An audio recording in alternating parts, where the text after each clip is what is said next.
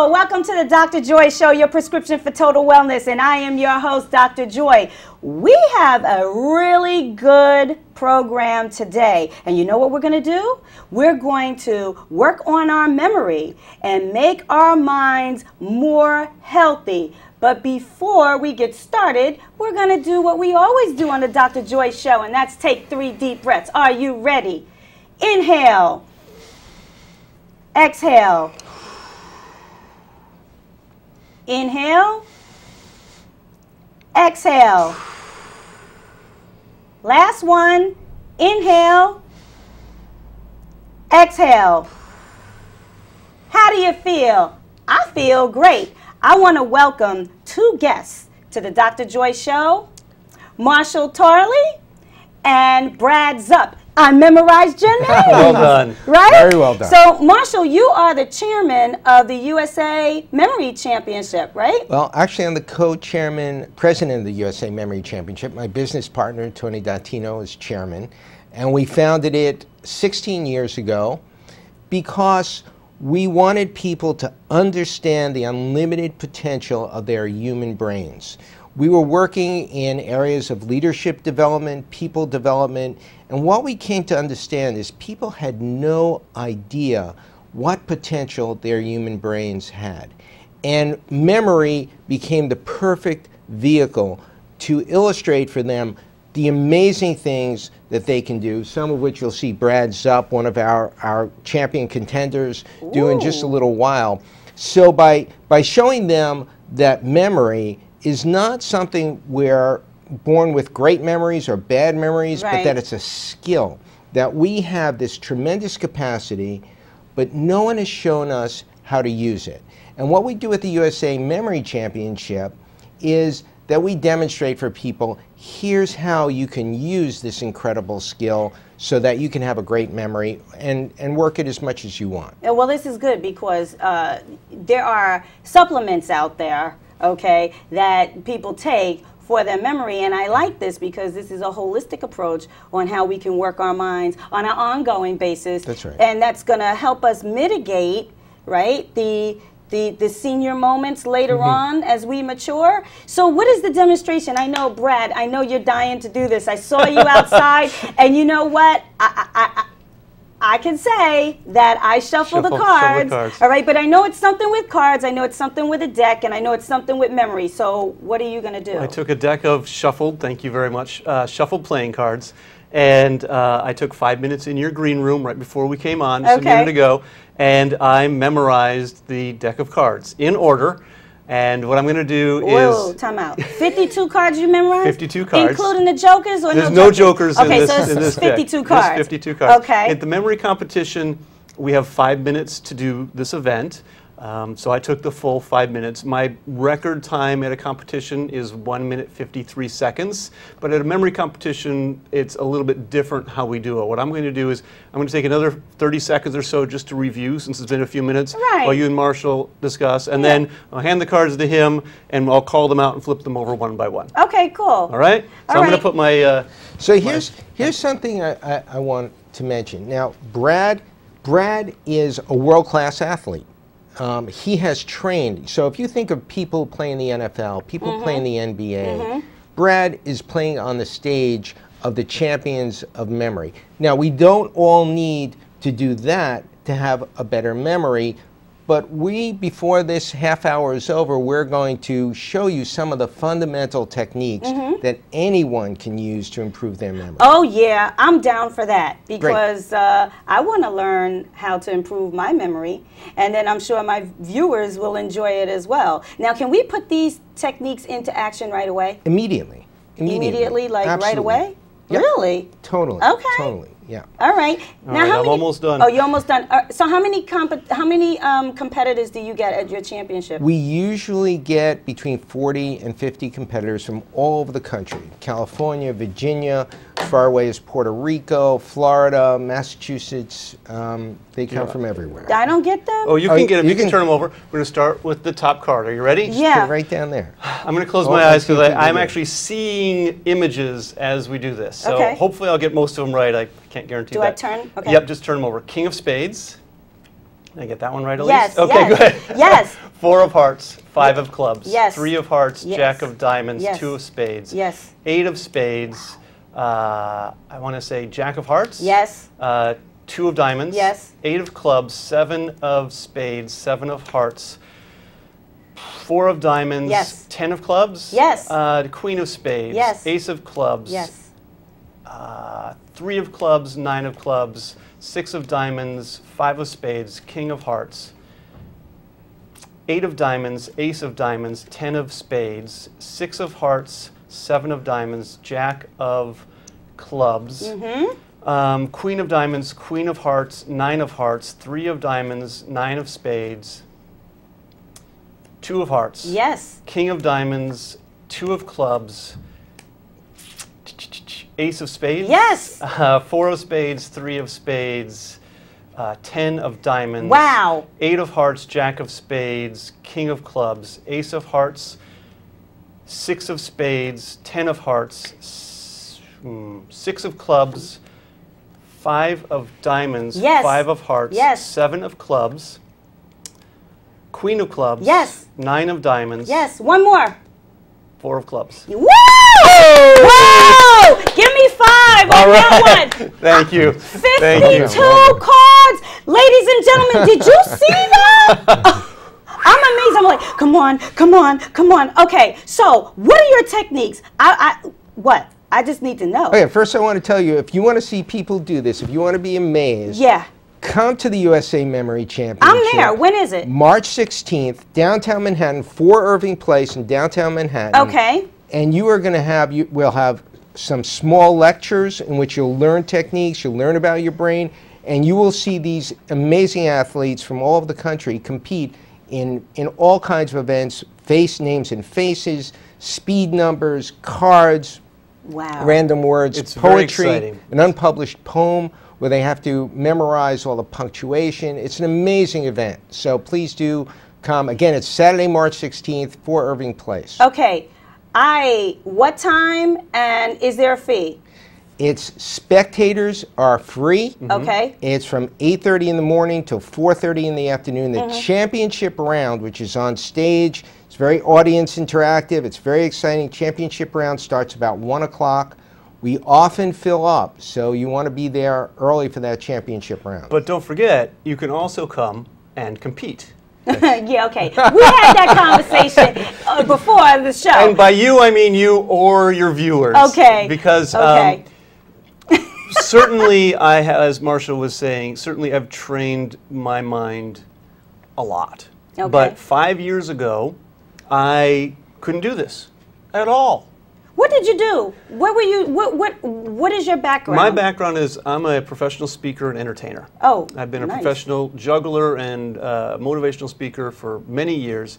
And when I was in Japan performing at one of their largest amusement parks, I really wanted to learn the language. I felt like, the polite thing to do, I'm going to be here 6 months, is to learn the language. Right. So I took a book on how to remember things better and a Japanese textbook from a college. And I would read the how to remember foreign languages in the book, and I would put those principles into practice. Okay. And I amazed everybody, including myself, that I was learning things so quickly. I was an average to maybe a slightly above average student in school, but I wasn't anything special. And all of a sudden, I'm starting to learn to speak Japanese. You learned how to speak Japanese without Rosetta Stone? Exactly. Really? But I'm just using the book and the other book. And so a lot of the other performers I was there with said, well, how are you doing this? Oh, you must be some kind of, genius or Genius, something. Like, right. Trust me, if you know me, you know I'm not a genius. But I'm just putting these principles into practice. Okay. And they work. So I'd say, here, why don't you try it? Here's how I did it. Now let's look at these words. And they go, well, I remember them. And the only difference really was I had a real motivation to do it. They said, well, those techniques work, but I don't really care. So they didn't do it. So it does take effort, but anyone can do these with a little effort. All right, well, that's good because, and you mentioned language, and I'm going to segue here because I am also in the process of learning a new language as well. And I do have an instructor. I have a book. You know, I have my phrases. I'm learning how to speak the language, and I'm also learning how to write it. So I want to know if I can employ your techniques, pick them up, and use it for learning that language as well. Certainly. Let me show you one of the most basic techniques that Marshall and I talk about. Does the technique have a name? I call it picture it. Picture it. Picture it. Translate things that may be difficult to remember into things that are easy to remember. Scientists have done a lot of studies and have found that the brain can remember pictures really well. Okay, so it's almost like along the lines, a picture tells 1,000 words. Exactly. Okay. Right. If you create an image out of something you want to remember, it's like your producer before couldn't remember my name. Well, two things went on with that. First of all, if you want to remember something, you have to place it into your memory. So people are focused on other things, and they never place the information into their memory. They may not get the information to even begin to start to try to remember That's right. it. And if you don't put it in, you can't pull it out. The other thing is create an image that will tip your memory off. So I told him, my name is Marshall. I said, think of me with a big sheriff star on my chest. And that makes sense. And because the brain remembers image at an almost perfect rate. And then if you exaggerate that image so that some emotion comes out of it, so that it's funny or sexy or ridiculous, then your brain really just totally rivets it in. Let me use an example from the cards. Okay. The technique that the memory athletes use for card memorization is exactly that, changing the cards into pictures and exaggerating them. Now, we're not saying change, I'll take these three, picturing the three of diamonds, the card itself. Right. The three of diamonds to me in my little world here is Jim Carrey. Okay. The nine of spades is doing a backflip, and the two of hearts is a chicken. Okay, now wait a minute. There's a system behind that. Yeah, I'm scratching my head, the back of my neck, because I'm trying to figure out how do those three cards relate to those three pictures in your mind? Like, why? Just real quickly, there is a system, and it takes longer than we have to explain. Okay. But the diamonds all start with D, and in 3 is an M sound. So DM, I call it dumb. I picture Jim Carrey in his bright orange tuxedo from the movie Dumb and Dumber. Okay. Okay. Okay, that was funny. 9 of spades is convoluted. It's supposed to be ship. I changed that. To me, 9 of spades just means doing a backflip, and I just made that up because ship didn't work for me. Okay. 2 of hearts, hearts, H. 2 is an N sound, so a hen, chicken.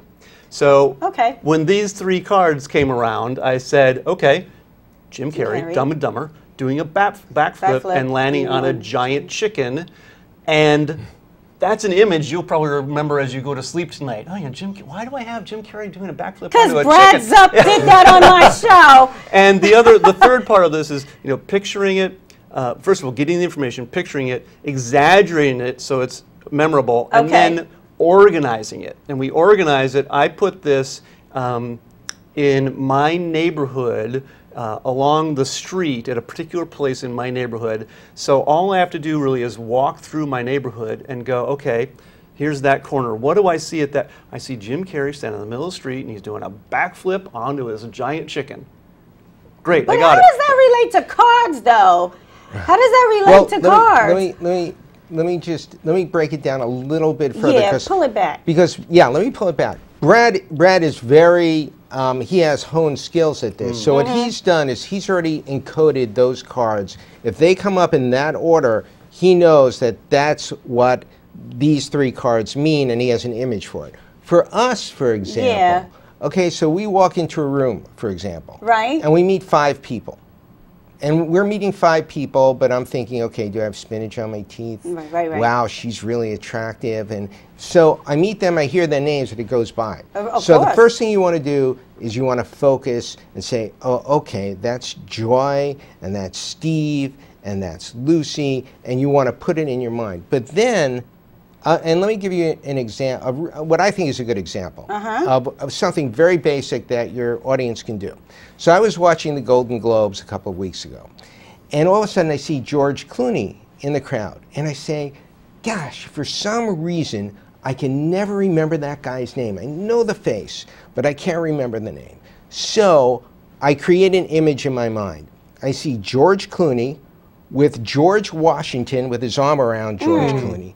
And then on the other side of him, I have Bugs Bunny and Daffy Duck from Looney Tunes. Looney Tunes. So doing some very strange things to George Clooney. Exaggeration to make So it it's interesting. exaggeration, it's funny, it's wild. So I have George Washington, I have Looney Tunes, Bugs Bunny and Daffy Duck. So I have, now anytime I look at George Clooney, I have that image pops right into my head. He's linked those things together. Yeah, but here we go, Marshall and Brad. What happens if I call them Bugs Bunny?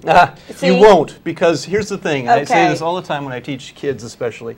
Those TV shows where the detective gets a clue and he gets another clue. Right. Your memory is like a detective. Oh. All she needs is a few clues. Seeing George Clooney and going, okay, why am I picturing him with George?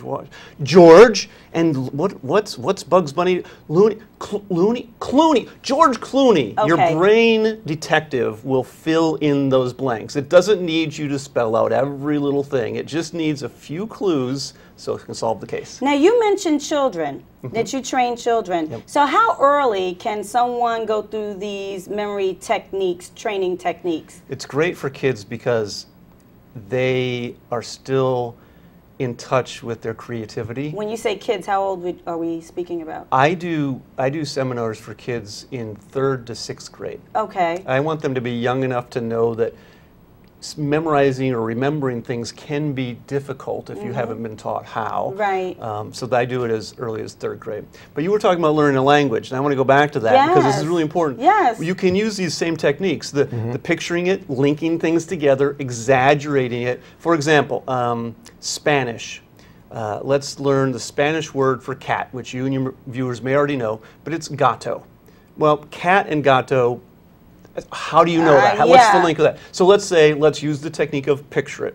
Let's picture a cat. Let's exaggerate the cat. Let's make it green. And let's make it the size of a medium-sized dog because we want it to be memorable, okay? You see my face. Okay, so we have a green cat. Okay. And so we have that image, but we need to link that to another image of gato because we need to know. So when I say gato, the other technique I use, especially with kids, is what's it sound like? Oh. It sounds like it's got my toe. Gato. So you think, okay, well, how can I picture something's got my toe? So you picture your shoes, your toes pointing out, or you're barefoot. Right. Somebody getting your toe. Well, picture the big green cat. After my toe. Getting your toe, not just after. It's actually got your toe. So that's why and it's going to bite it, and you think, oh, no, it's going to bite my toe. And then it goes, and it licks it with that sandpapery tongue. Yeah. The more of those things you can feel, and you can feel its paws on you, does it have its claws out, you can actually think of gato that way. But you also have to picture the foreign language word back the other way. Okay. So you think of gato. Well, as soon as you think of gato, you'll think of cat, because you'll think of that. So whenever you're presented with a word that you've probably learned already, you go, what's that sound like? Someone goes, gato, and you might not know all those other words, but you go, gato, that sounds familiar, and your brain detective will go, gato, what's that sound like? It sounds like something's got my toe. Well, what would have my toe? A cat would have my toe. And you'd laugh and go, yes, gato, right over there. So if you notice also in Brad's description, you're using all of your senses. You're Right. using touch, you're using vision. Right. You're using, well, he didn't use sound, but you could use sound. You could use it purring. But image is most purring, powerful. Now, we were talking about, and I think Brad does a great job at training children, and kids from the age of 12 up can compete in our competition. We have people from the age of 12 to the age of 212, I like to say. Oh, okay. We haven't had anyone quite that old compete yet, though. But we welcome them. We welcome them. Okay. Though. And as you get older, people start worrying about their memory. I'm a baby boomer, so we start to worry about our memory. I forgot something today. But what people do is they don't know how to use their memory. Right. And they start to think that their memory is declining. Right. And so they say, oh, I just have a bad memory. So then they turn to other things to rely. They turn to their smartphones or their computers or the list. Sticky notes. Sticky notes. I'm good for sticky notes or making a list on my iPhone. Yes. But the brain, you can think of the brain like a muscle. Okay. If you don't work it, well, if you don't work your memory, these guys who actually work really hard on their brains, there are certain areas of the brain that actually get larger. The area of the brain having to do with spatial relationships actually gets larger. And what area is that? Offhand, I think it's part of the cerebral cortex. I believe. I'm not the sure. other part of memory is, well, he was talking before, you have to get the information first. And what we've also learned is that you can decide to remember things. Okay. Or not. Or right? not. Okay. You can decide that I'm going to try to remember this and write it, or you can write it down. Right. Right. So, so to do these memory techniques, you can start as early as 3rd grade. That's right. And you know, I say, or there's a saying out there: you do something for 28 days, it becomes a habit. So if you get someone started early on doing these mind games or memory techniques, then that's going to mitigate the loss of memory. Very possibly going to mitigate loss of memory later on. Okay. Because if you're working it, there's been a lot of research that your brain will find new pathways, new neural pathways, that even if there is some decline later on, it'll find pathways around it. We were talking earlier that the latest research is that the hippocampus, the seahorse-shaped part of the brain, that is most associated with memory, actually after the age of 40, if you do nothing to help it, the hippocampus shrinks by 1% per year. Wow. All right, so a lot of people need to get started then. Yep, but if you work your memory, if you challenge your brain, and if you keep physically active, physical activity is also very important. We forget that our brain is actually a physical organ. Yes, it's part of our body. So you have to be physically active, and if you work memory techniques and you really challenge your brain, you learn a new language, you learn to play piano, your brain will remain strong and vibrant and dynamic. Always want to keep learning. Is there something, can you test it on me? Sure. We have a couple of minutes. Go ahead. We have a couple of minutes. Okay. Well, we have a list of 10 words, and we're going to give you the list and just see how you and your viewers do. So try to remember these, and we'll go through them relatively quickly. Okay, you're going to give them, I don't get to look at them? No, you don't get to nothing. I just need to listen to you? Your viewers aren't going to be able to see you. We're gonna, well, how long do we have? 2 minutes? Yeah, 2 or 3. Do you want to take her through this with the Roman room first time out? Sure. Yeah. Instead of testing you, since we've talked a lot about the competition and stuff already, I will fail the test. Okay, so here's what we're going to do. There are a couple different ways to organize your memories, especially for a list. Okay. One is a story method, where you put the first thing and connect it to the second thing and connect it to the third thing, kind of like links in a chain in a story. Okay, just like it's easy to remember a story, you can picture the story. Another way is to organize them, like I was talking about memorize deck cards, coming up with certain places where you store information, physical places. Is that the picture it? That's the picture it, and organize it by storing it, linking it. So what I like to do is make your chair and you position number 1. Okay, that's number 1. The candles, position number 2. Okay. We're just going to go around the room. Marshall and Marshall's chair 3, me and my chair 4, the table 5. Okay? So where's position number 2? Candles. There. Where's position number 5? Table. Table. Okay. So here's what I'd like you to do. I'd like to picture it and link it. So picture a frog. Picture a frog. Frog. Now let's exaggerate it and let's make it purple and rather large. Maybe it's one of the biggest frogs in the world. And it's jumping onto your lap. Okay. Okay. Pretty obvious, and yeah, there it is. It's a cute frog. It's going ribbit, ribbit. And let's say you have a bagel, a big old bagel, your favorite bagel. Maybe it's an everything bagel, and the frog wants to eat and takes the whole thing, and there goes your lunch. Okay, so that's in position number 1. So we have frog and bagel. Position number 2, we have gasoline and bird. So picture the candles aren't lit right now, but picture some gas, a can of gasoline sitting there, and all of a sudden it's about to explode, and a bird comes down and swoops it and carries it away and saves us all. Oh, can you picture okay. that? Yeah, I can picture that. Good thing. Next up we have over here, Marshall, we have a kitchen and rain. So we could picture him as maybe a chef, and picture the hat, and all around here he's got a table, and he's chopping things, and all of a sudden the sky opens up, and it's being rained on. Okay. Okay, so we have frog bagel. Frog bagel, gasoline bird, kitchen rain. And let's do me.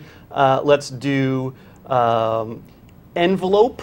Okay. Okay, so picture me trying to get out of this big manila envelope. Okay. My name is Brad, so you can even picture the thing on the manila envelope. It looks a little bit like a Brad, and I'm kind of escape from there. Okay. And truck.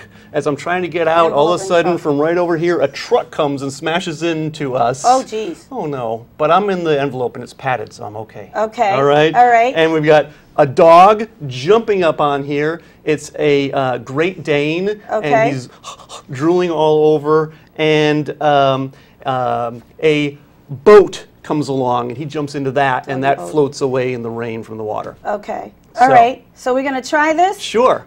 We can do them in order, we can do out order. Well, that's the beauty of this. Well, we're going to try it, and then we have to wrap it up. And before Okay. we do that, I want you to talk about the championship and where it is again, okay? Okay. So am I going to go? Go You ahead. can go. Okay. So tell me what you see me doing. You're in the envelope. Okay, and what happens? The truck hits you. Perfect. What's Marshall doing over here? Marshall is doing something in the kitchen, and it's raining. Great. And what's over here? Oh. What are the candles about to do? Oh, you know what? This was the gasoline and the bird. Bird. And what's jumping up onto here? Dog. And then what does he jump into? It floats away? The water. The boat. The boat. Yep, The excellent. boat takes him away. And what happens on your lap? What You jumps know up what? on your lap? I'm a little annoyed. One thing you need to know is don't play with my food. A frog jumps on me and eats my bagel. Perfect. Very well done. Wow. You memorized 10 things almost instantly by making them fun. But Wasn't it fun? It wasn't drudgery like fun. in school. No. There's one other dimension that's really important to Okay. this, and that's location. Our brains work with image and location. So by putting these things in locations Right. that you're familiar with, you can close your eyes and follow the location Right. and know where certain things are. See, and I didn't close my eyes. So one key element is closing your eyes. No, you don't have to. Okay. Picturing it. Maybe you're very visual and you can Yes. picture things very easily. Your viewers at home, Marshall reminded me before we started to be sure and point out they can use this in their own rooms. Okay, you can that's look around great. rooms, you can find 5 or 10 different things. You can go corner wall, corner wall, corner wall, ceiling, floor. That's 10 right there. Okay. You can do that with every room in your house. You Okay. can memorize a whole bunch of things and compete at our competition. All right, and again, as we wrap it, you want to say one Sure. last point? I just want to say it's the USA Memory Championship. Good. Go to our website, What is it? usamemorychampionship.com. Okay. It's on March 16th. It's a Saturday. Usually we get great weather. It's in downtown Manhattan, 4 Irving Place. Spectators are free if you want to compete. And by the way, we have a 7th grader, Rao Shashank, is coming to compete from this area. He's a 7th grader. We have people in their 50s and their 60s and their 20s. We have college kids. So come watch and compete if you want. Go up to the website and register and you can compete. It's a lot of fun. Picture it. Link it. Link it. Tell a story. Exaggerate. All of those things. Exaggerate. All of these techniques, ladies and gentlemen, to work your mind, to enhance your memory. Until next time, be blessed, stay healthy. See ya.